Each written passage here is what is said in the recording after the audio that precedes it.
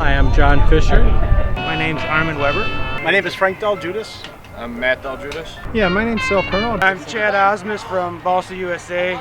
My name's Chuck Hamilton. I'm from Bremen, Indiana. I've got a P-40 Flying Warhawk.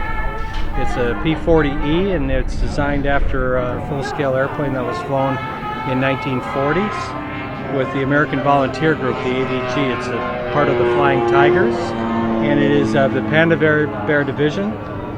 John Petak flew in this airplane, and he lost his life in that airplane in August of 1940. So I really enjoy this airplane. It's a yellow aircraft kit. It took me about 3.5 years to finish it. It has a DA-50 engine, and controls are with our JR and Spectrum controls. Warbirds, mostly giant scale airplanes.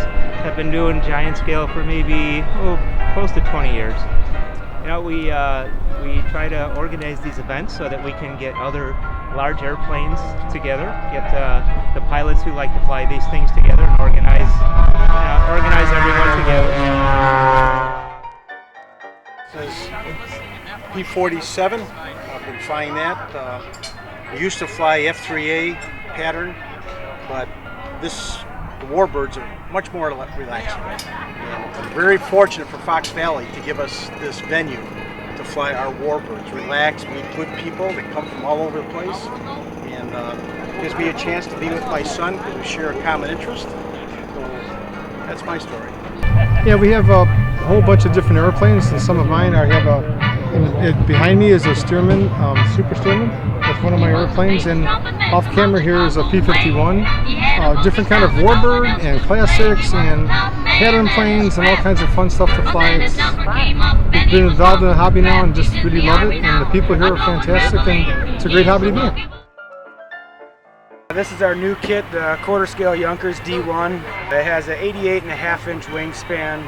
It's about 65 inches long. It has a 35cc gasoline engine in it. We're running a Spectrum radio in it. It's our entry into more of a World War II genre. It allows you to fly a World War I plane in windier conditions where most World War I planes would get pushed around, and it'll keep up with the World War II planes just as well. This one is all sheeted. It's fiberglass. We have a corrugation that we sell for it's a vinyl sticker basically, and you put that on in sheets that emulates a corrugation.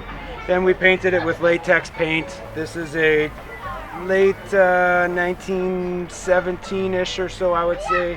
German fighter saw about 2 weeks of the war before the war was over. Other than that, it's real stable, real smooth. It comes in about 23 to 28 pounds depending on how much detail you put into it.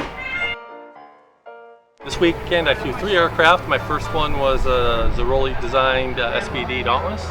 The second aircraft I flew was a Zeroli Spitfire, which is actually the first Spitfire built from his plans. So we consider that one the prototype. And the third aircraft I flew this weekend was Bates Design Grumman Wildcat F4F. Wildcat, this was its second flight this weekend, which flew awesome, by the way. Featuring Robart's new retracts for that airplane. Full house, flaps, retracts, sliding canopy, gun lights, full cockpit.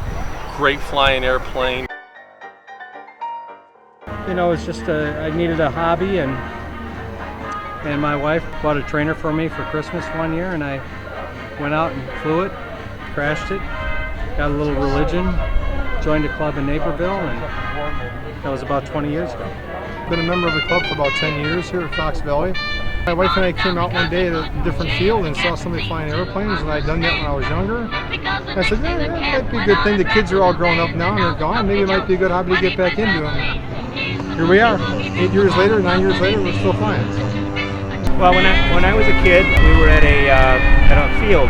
Actually, my father was playing softball, and off in the distance there was a model airplane flying, and I just thought it was really cool. I walked over there and I started talking to the pilot, and he told me all about it, and I said, wow, this is something I really want to get into, and I've been doing it ever since. It's just been a lifelong fascination and turned into kind of an obsession. Married in '73 and started flying in '73. He was born in '75 and never knows without airplanes. We've always been flying. Like you said, I've been flying since I've been at the field since '75. Started flying when I was probably 5 or 6. Been flying ever since. Raced radio patrol cars during the winter, and just love the hobby. It's something my son's getting into now, and just having a ball.